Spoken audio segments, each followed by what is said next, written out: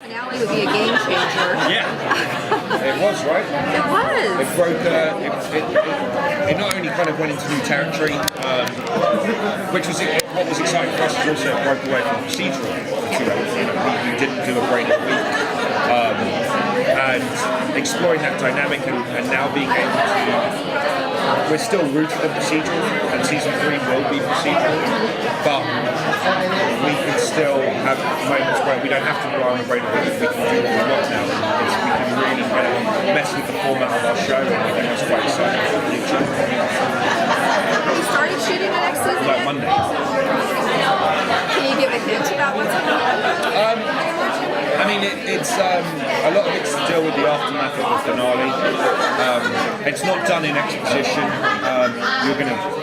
You'll actually physically see the characters dealing with the aftermath rather than, last year when the Max Rager outbreak happened, we're dealing with that. So that's the most I can really say about that. Can you tell us how soon after the season finale it starts up? Very soon.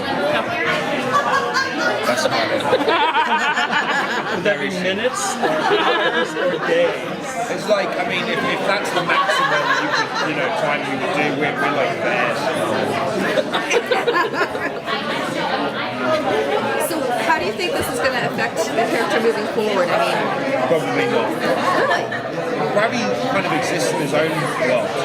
I was just saying over there, it's strange. I've never worked with Eddie Jameson, who plays Stacey Boss. I never worked with Stephen Clever. I don't really interact outside of the main cast. Ravi's a conduit between the main group. So anytime there's an introduction of a new big bad, I'm always led to believe, just based on the previous, that Ravi will affect him in a overarching way, but nothing directly. That's quite rare.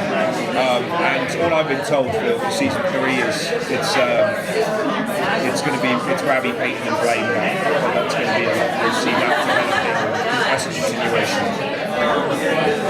Do you think that you'll be interacting with the other group more, though? I mean, at all? Hopefully? Yeah, it's always nice for a change. I mean, I'm to be honest, like, I've done a lot of work with Liv, obviously, and Clive and Major. Not so much with the Peyton and Blaine characters. That was something that started happening on the back end of season 2, particularly Blaine and Ravi starting their dynamic and their kind of rivalry.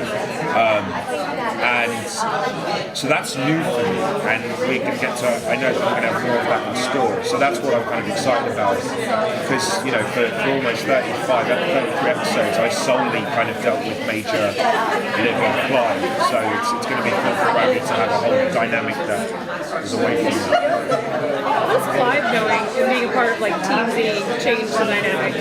Yeah, massively. I mean, that's what we're kind of looking forward to, is that people now can see what the group dynamic is. Clive knows, Peyton knows, Major is, Liv is, Ravi knows. So it's going to be interesting. We don't have to have secrets anymore between the group. And, I'm liking this Scooby-Doo idea. So what's the next step for him to try to find the cure? Well, it's led to amnesia. So it looks like it's back to square one. We know he's got tainted utopia, but he needs to kind of think how he's recreated the formula, but something's wrong with this one. So I'm guessing we're going to be moving forward. I hope it's not to do with the rats. Rats. But yeah, apart from that, we'll be doing a bit more Cure as well.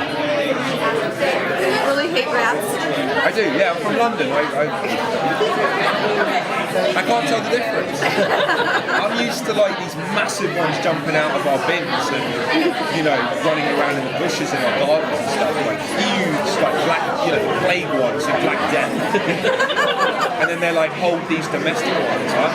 It's you know what I mean? It doesn't mean anything to me, no. So you'll notice Ravi doesn't hold rats anymore. Liv holds the rat. I don't do it. Now in your contract, no more rat holding? It's not even that. They just know it takes all day. Because it takes me about an hour to psych myself up. I don't hold them well.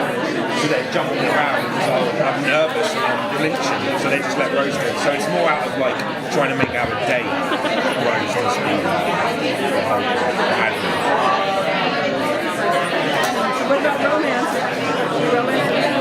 Yeah, well, it's well, I don't know if you can call Ravi and Peyton romance. I mean, it just doesn't seem to want to get off the ground. But that's great because it doesn't make for good TV. You know, the best kind of relationships to play are the roller coaster ones. And I think what's cool about Ravi and Peyton is that they make a good couple.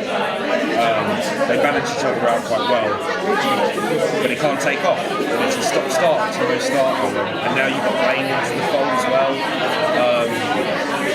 That's going to be the kind of Ravi's main thing. But that's not to say there won't be extra other people. I'm sure there'll be some new people coming in and out as well.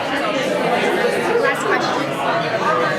What's the fan reaction been? What is it like having a run for interacting? It's my Comic-Con's like my favourite thing. It was the first thing I did for iZombie properly before we shot season 1. And as a fan, as someone who went to conventions, this is one of those moments for me where I was like, not like a mark of success, but like, wow, I've made it to Comic-Con and it hasn't worn off. It's still, even just seeing the logo, standing behind that, it's for someone who used to stream it, you know, it energizes us just before we start filming stuff.